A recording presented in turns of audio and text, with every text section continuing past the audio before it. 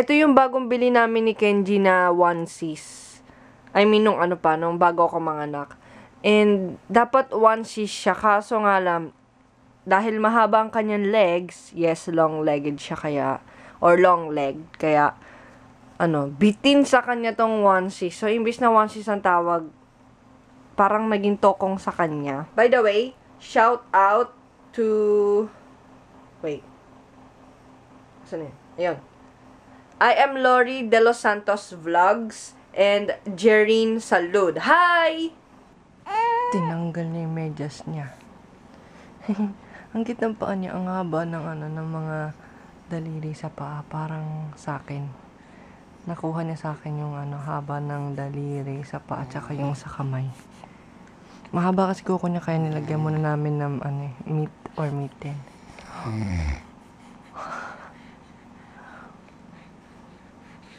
Ayan, barado yung ilong niya kasi may sipon. Kaya tumakbo si Kenji dun sa may sa Yutaka or sa drugstore para bilhin tong yung pang sip-sip. Ayan pala nagpapahirap sa kanya, ang laki. Kagabi pa yan siya yung ganon ng ganon. Yung pala yung nagpapahirap sa kanya. And in fairness, effective to ha. Very good.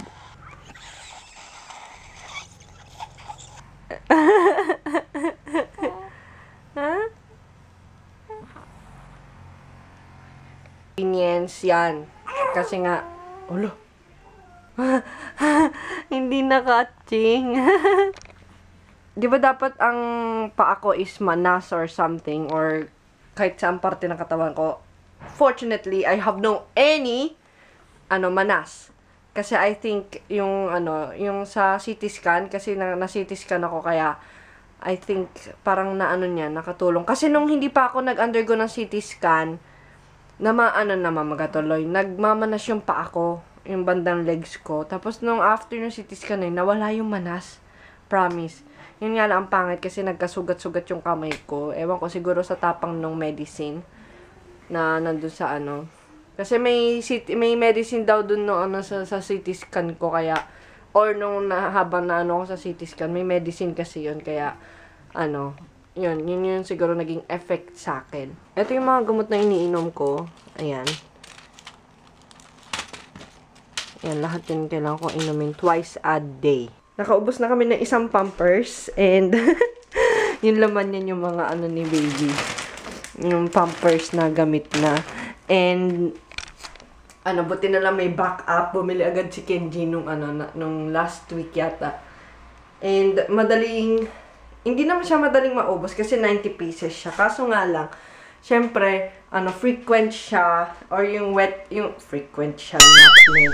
So, update regarding sa aking chan. Ayan. Wala akong stretch mark at all. Fortunately. And, ang lang is hindi na naalis tong guhit na to.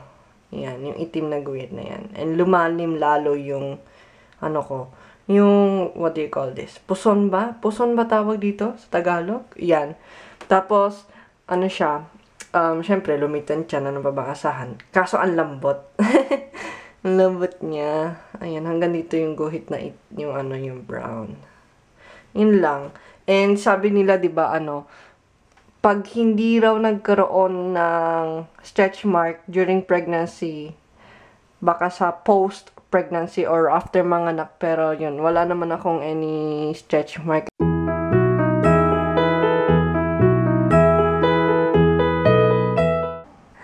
Ay!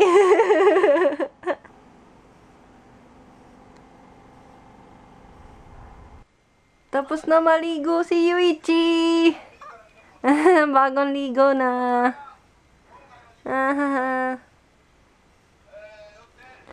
Tahimik na siya kasi bagong ligo. Hindi ko na sinasara kasi nga ayaw niya.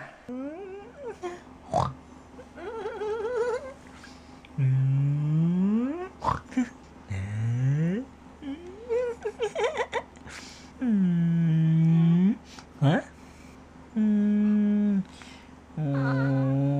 No.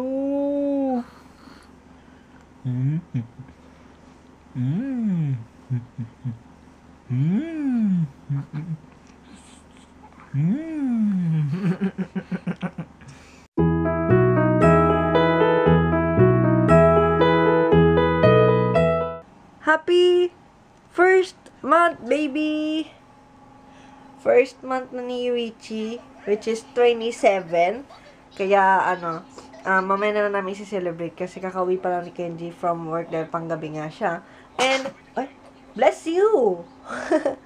And, 2 o'clock pa lang kasi ng umaga, so wala naman mabilan ng doon naman sa combini kasi or sa convenience store, wala na yung cake and yung kahit yung tamang roll cake lang. Kasi kami lang din na makakain, dalawang mag-asawa, di ba? Hindi pa kasi makakain to ng, ng cake. May bago na pala kaming friend, which is heater. Ang maganda kasi dyan is ceramic, plus meron siyang filter and parang fan para kalat talaga yung init. Hindi yung tipong yung unang binili namin na yung heater na yung parang bar siya na ganun. Wala kasi siyang parang fan. Hindi siya fan type, kaya kumaga sentro or direct lang talaga kung saan yung yung heat mismo nagaano, kaya yun. Eto, may fan siya. So, buong kwarto or room namin is mainit-init or warm. Tapos, ang cute nitong filter tuloy. Itong humidifier namin kasi cube siya. Wait lang, isasaksak ko para makita nyo. On. Yan. And, andito yung ito yung ginagamit namin, tea tree oil. Yeah, Nagomi Aroma Solution. Non-toxic and alcohol-free. Antifungal and antibacterial, removes odors and smokes. And I decided or pinili namin ni Kenji yung tea tree kasi para, yung malinis ba yung, wow, malinis. I mean, para sa room namin. Kasi nakakalinis nga siya ng yung tulad nga niyan, yung nag-eliminate ng odor and, ano ba nakalagay? Smoke. Kahit hindi naman kami nag-smoke. It costs 480 yen. Nanonood lang kami ng anime kasi mga ganitong oras, madaling araw, maraming anime sa channel na to. Ano bang channel to?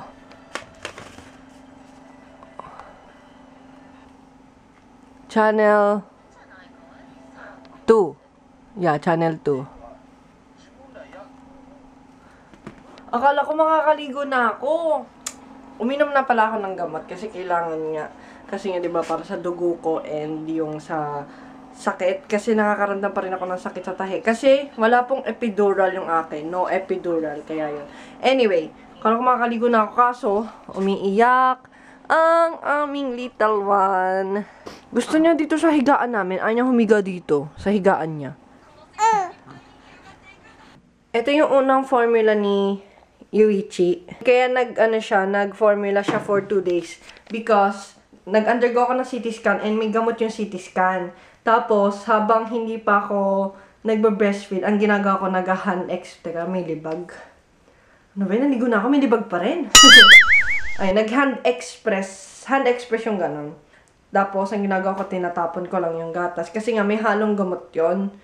Yung naapektuhan yung gamot. Tapos, after 2 days, may oras pa nga sila nun ang sinabi pa nila sa akin, after 2 days ng 2 p.m. or after 2 p.m., yung pwede na ako magpagatas or mag-breastfeed kay baby or kay Yuichi.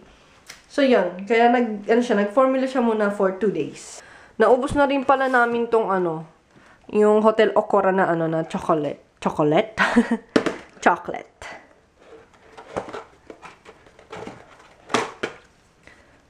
Anim na piraso lang siya. Pero I love it. Masarap. And sa lahat ng chocolate, I think, ang pinaka nagustuhan ko is, actually lahat gusto ko naman yung chocolate nila. Pero ito, meron kasing dark chocolate na kasama to. Tsaka yung Melty Kiss, yung una kasi dark flamboy something. Basta yung raspberry. And hindi mo na ako umiinom netong Yogi Women's Mother-to-Be kasi meron siyang, aside from raspberry leaf, meron siyang peppermint and spearmint. And I heard, pag nagbe-breastfeed daw yata, hindi daw pwede yung mga ganon, yung like spearmint or peppermint. Please correct me if I'm wrong, ha?